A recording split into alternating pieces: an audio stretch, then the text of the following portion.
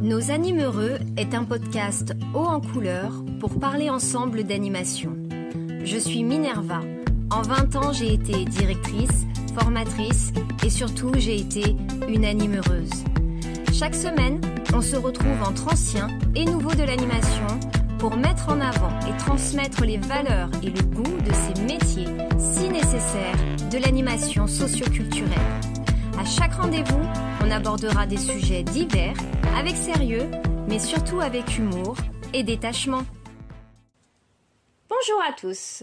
Aujourd'hui, on va aborder un thème qui en fait rire certains, mais pas nous, les animeureux. Je veux parler des PJC, plus connus sous le nom de petits jeux à la con. Si tu ne les connais pas, reste bien attentif à ce qui va suivre. Et pour les plus avertis, n'hésite pas à écouter ce podcast en entier pour peut-être enrichir tes arguments auprès de tes collègues et puis pour voir un peu jusqu'où tout cela peut nous conduire. Pourquoi ? Parce que ce sont des comportements et des pratiques qui peuvent se retrouver facilement chez les enfants, chez les ados, entre eux, lorsqu'ils sont en autonomie, mais aussi entre animateurs. Alors écoute bien et dis-moi en commentaire sur les réseaux si les exemples que je vais citer résonnent en toi.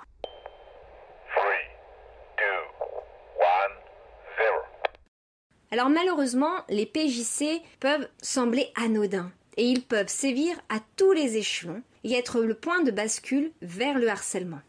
Quiconque est un tant soit peu connecté au monde sait que les harcèlements, et je les mets au pluriel exprès, sont un sujet de société sur lequel nous ne pouvons pas faire l'impasse, même s'il y a toujours eu des boucs émissaires, et cela n'est pas une excuse. Les faits des harcèlements sont décuplés avec la viralité des réseaux sociaux, entre autres.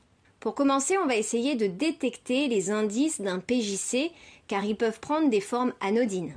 Ensuite, on verra comment t'en prémunir et lutter ainsi indirectement contre le harcèlement en collectivité ou au travail. On va pas faire de langue de bois. Une personne lambda à qui on n'a jamais mis en perspective que ce type de jeu peut exister, elle peut passer à côté d'une situation humiliante. Sans doute que de nos jours, les jeunes étant de plus en plus avertis, les radars de nos animateurs sont plus aiguisés.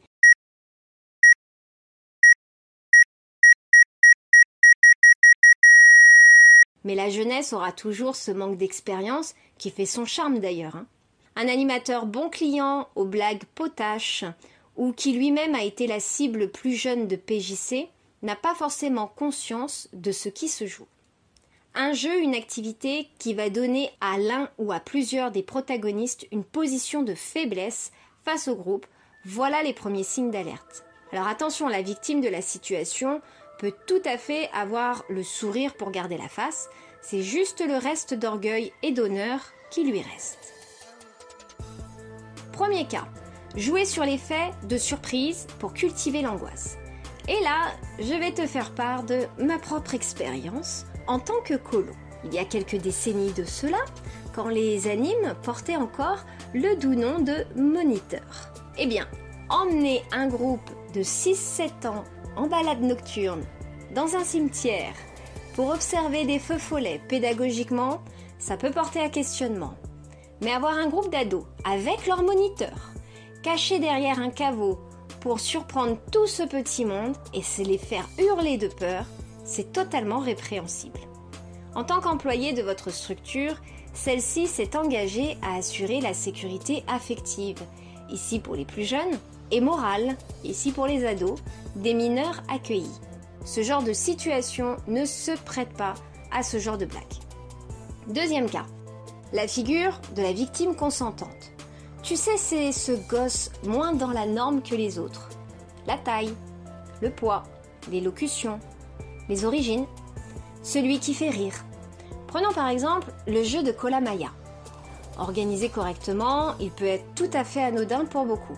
Maintenant, si pendant qu'il a les yeux bandés, l'enfant ou l'ado est sujet à prendre des coups, à se faire insulter, car on est toujours plus courageux en anonyme, à être tripoté, à ce que le groupe entier se ligue contre lui pour qu'il échoue, pour lui faire courir des risques, le risque de se blesser, c'est-à-dire s'il n'y a pas de cadre avec des règles et un adulte garantissant toutes les sécurités, morales, affectives, physique, ce jeu peut devenir un vrai calvaire.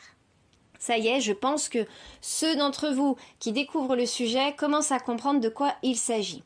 Malheureusement, certains jeux peuvent aussi conduire à des faits plus graves, d'attouchement, un petit plotage par là, un autre par-ci. T'as les yeux bandés? Je te vole un bisou. Alors comment s'en prémunir? On va pas faire un listing de tous les PJC. Je pense que de nombreux jeux peuvent dévier s'ils sont menés par des personnes malveillantes.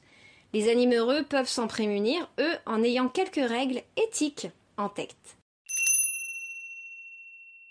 Alors d'abord, petite définition, qu'est-ce que c'est que l'éthique? Bon on va toujours aller chercher mon bon compagnon, le Larousse, qui n'est pas encore sponsor, à bon entendeur. Ensemble de principes moraux qui sont à la base de la conduite de quelqu'un. Voilà ce qu'est l'éthique. Un jeu humiliant a souvent 3 protagonistes. La victime, son bourreau et les spectateurs.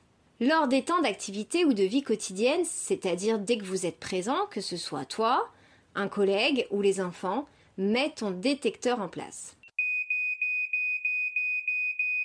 Est-ce qu'on est dans ce cas de figure énoncé ci-dessus? C'est le premier indice. En cas de doute, il n'y a pas de doute.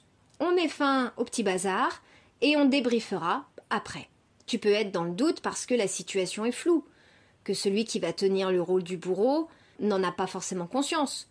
Mais à cet instant, lui ne fera pas cet effort d'analyse. L'humain grandit en faisant des erreurs. Il apprend par l'expérience. Attention! Cela peut également venir d'un adulte, avec des us et coutumes non adéquates à la situation. Autant se le dire tout de suite. L'ambiance Club Med version Les Bronzés, c'est pas l'ambiance d'un ACM. Maintenant, là où tu dois être vigilant, c'est les temps d'autonomie de ton groupe. Ils sont tranquilles, en train de profiter du bon temps. On a un œil dessus, mais on n'est pas entièrement avec le groupe. Il y a 30 ans, le gamin qui ramenait son idée de PJC, c'était peut-être suite à une anecdote de tonton Lulu qui lui a raconté des poilades d'antan. Bon, maintenant, il y a les réseaux sociaux. Et eux, ils sont remplis d'inepties et de personnes payées à faire les cons. Alors, je vais te donner un exemple avec une vidéo que tu as certainement dû voir passer à un moment ou à un autre. Tu sais, c'est « J'approche ma main, pleine de Nutella, de ton petit nez, en te faisant croire que c'est du caca. » Ouh là là! Il y a beaucoup de mères de famille qui se sont filmées en piégeant leur propre progéniture pour quelques vues. Ici, le bourreau, malheureusement, c'est maman, qui trouve ça drôle de filmer la réaction de son enfant, victime consentante, car en confiance, et puis surtout de diffuser la vidéo. Et puis il y a les spectateurs, ce sont ceux qui sont comptabilisables grâce à leurs vues, à leurs likes et à leur partage. Jackpot! L'algorithme est content, il y a de l'activité sur le post. Les PJC sont avant tout le reflet de la bêtise. Puis, dans d'autres cas, ils peuvent être l'outil du harceleur. Sans doute, malheureusement, tu as d'autres exemples dans ton expérience ou des situations qui ont pu te gêner. Alors n'hésite pas à nous les partager dans les commentaires de la page Insta pour que la communauté des animheureux puisse t'éclairer sur ces situations. Du PJC au harcèlement, il n'y a qu'un pas à franchir et c'est la répétition des faits. Pour te prémunir, la seconde clé, c'est l'observation. Chaque groupe avec lequel tu vas travailler sera différent ou pourra évoluer dans le temps. Alors, quelle est la dynamique du tien? Tu pourras le repérer s'il y a des petits malins. Il y en a toujours. Mais attention, ça fait pas d'eux des harceleurs, soyons clairs. Mais tu les as en tête. On va les nommer les leaders négatifs. C'est celui qui fait répéter, perdre du temps, qui aime trouver la faille. C'est l'enquiquineur. Il y a aussi les suiveurs, ceux qui sont toujours plus ou moins dans les embrouilles. Mais c'est jamais vraiment eu le problème. Ça, c'est la grande majorité et ça s'appelle l'effet de groupe. Et puis, il y a le bouc émissaire. On en a parlé plus haut, mais attention, c'est pas toujours que celui qui fait rire. Ça peut être aussi celui qui énerve les autres enfants parce qu'il n'est pas dans le même mood.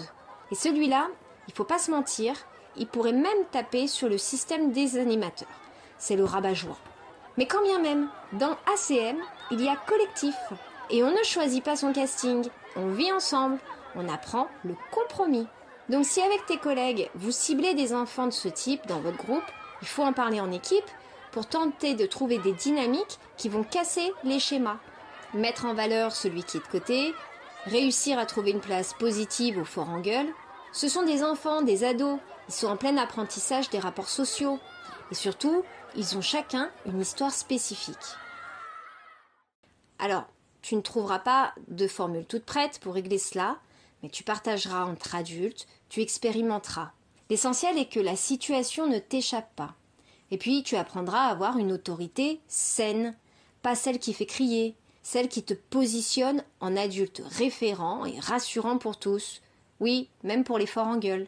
D'ailleurs, on pourra aborder la thématique de l'autorité dans un groupe lors d'un prochain podcast. N'hésite pas à me faire signe si cela t'intéresse. En tout cas, tu pourras retrouver tous les numéros verts essentiels récapitulés sur les réseaux sociaux de nos animaux heureux. Numéro 2. Au premier signe de dérapage, on intervient en équipe pour remettre le cadre. Et normalement, cela doit être la première et la dernière sommation, car dans ce cas, on laisse le bénéfice du doute de l'erreur, parce que personne n'est infaillible. Par dérapage, je définis moquerie. Tout ce qui est violence physique ou bien entendu violence sexuelle ne rentre pas dans ce cadre. Elles sont non acceptables et non négociables. Numéro 3. La situation avec les protagonistes se répète. Qui dit répétition, dit commencement de harcèlement. C'est alors à la direction, déjà mise au courant en amont, et aux organisateurs d'intervenir. Je n'aurais pas cru il y a 20 ans écrire un tel article, mais il faut se rendre à l'évidence, le monde évolue, les enfants, les ados sont des cibles. L'éducation nationale est depuis quelques mois mise devant ces défaillances. Alors n'attendons pas qu'un fait divers sordide atteigne nos structures, et faisons d'elles des lieux où chacun est le bienvenu et peut laisser les armes à l'entrée. On pourrait en parler des heures et j'espère avoir ton retour d'expérience pour peut-être approfondir ce sujet lors de la saison 2.